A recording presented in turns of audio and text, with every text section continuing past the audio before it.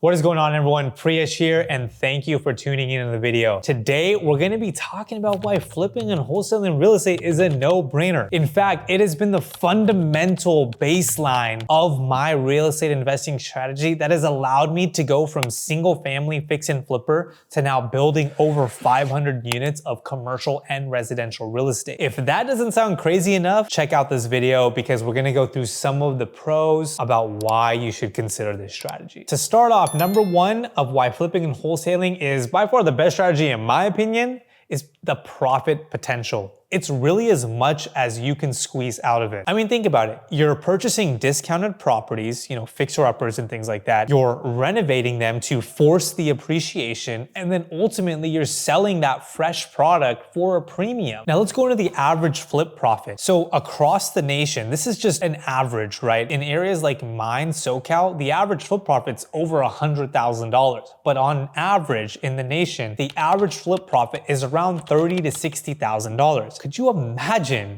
what you could do with an extra $30,000 to $60,000 in your pocket with just one flip a year? It's actually quite crazy. And then on the flip side, for wholesaling real estate, the average wholesale fee is from $5,000 to $20,000. And think about it, while it is a little bit lower, you are essentially wholesaling real estate for $0 out of your pocket. Can you imagine putting a $0 investment in and creating $5,000 to $20,000 on average of extra income in your pocket? And mind you, wholesaling is super scalable. So you can do 4, 5, 6, 7 of these at a time. Next thing is that both of these strategies have such a low barrier to entry, meaning beginners jumping into the game can do these strategies. Let's start with wholesaling first. It's a little bit more abstract. Now, wholesaling is basically flipping contracts, right? You put a property under contract with a seller, and then you sell that contract for a premium to an investor, right? And since you don't need any capital or money to get started doing this, that's why a lot of newbies flock to this strategy. Same with flipping now. Flipping does require money, but you don't need your own money to be able to flip. You can maybe find a great deal and then partner with an investor who can fund the deal for you and maybe even walk you through the whole process. Or if you feel confident tackling the renovation on your own, you can raise the money from a private money lender in order for you to manage the rehab and find the great deal and then ultimately sell it. But then that private money lender is coming in and lending you money. So there are low barriers to entry. Next up, and quite frankly, probably one of my favorites, is that it's a tangible asset, right? With flipping, for example, you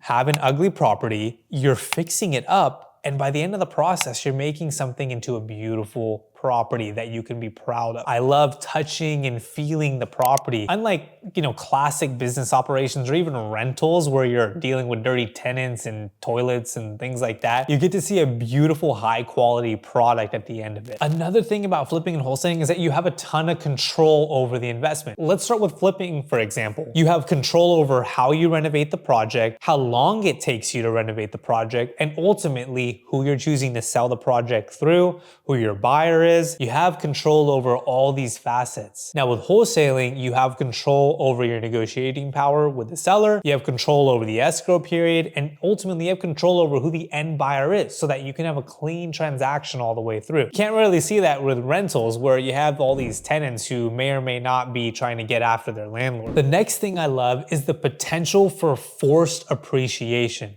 Now, what do I mean? Let's talk about natural appreciation. Natural appreciation is where you buy a property, you leave it be, and then ultimately that property value will gradually increase over time. Now, with flipping, for example, you're buying an undervalued asset, you're renovating it, forcing the appreciation, and you're gonna sell it for a massive boost in value. For example, you can buy a property for, say, $200,000, maybe put $50K of rehab into it, and then sell it for $400,000 because of that forced appreciation. If you're waiting for natural appreciation like people with rentals do, well, the wealth building machine doesn't start and add up as quickly as it would through flipping and wholesaling. Now, those are just generalities as to why I think this strategy is the best. But let's talk about why it's the best for you. Think about it. with all of those things I just mentioned, it is the most accessible wealth building strategies out of all of the other ones. Let's take rentals. You save up money, you put a large down payment, and you just wait for the thing to appreciate, and maybe you're cash flowing a couple $100 a month.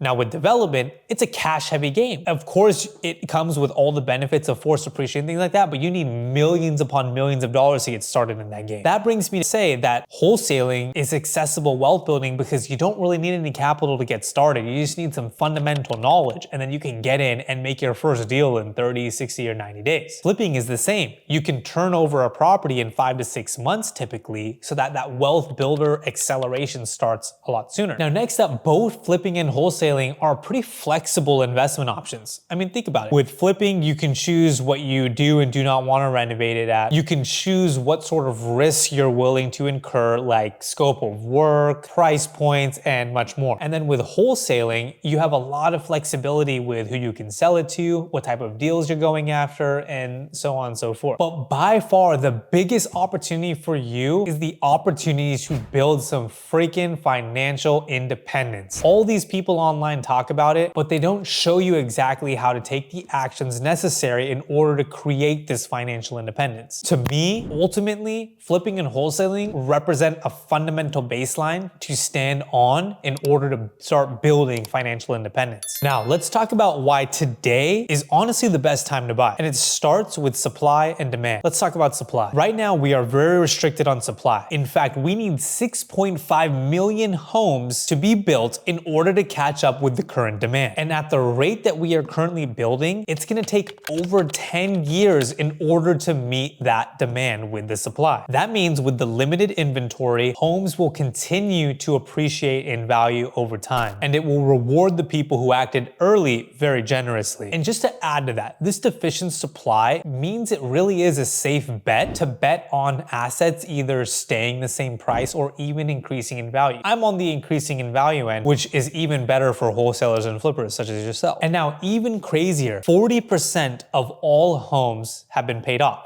Now, why am I talking about this? Because of the high interest rates. And nearly 80% of all mortgages have a sub 5% interest rate. We're currently at 7.17%. So why am I talking about mortgage-free homes and low interest rate homes? Well, because in our high interest rate environment, why would someone sell their home to effectively trade down in value? With the people unwilling to sell, that will further restrict supply while demand is remaining the same, if not growing, which means that asset prices are going to inflate. Now let's talk a little bit more about high interest rates. And I'm gonna start with a quote from Warren Buffett, a famous quote. He simply said, "Buy when others are fearful." And right now, I sense a lot of fear in the market, and I have continued to buy while other people are remaining on the sidelines. In my opinion, it's better to buy than to wait and then buy. Think about it.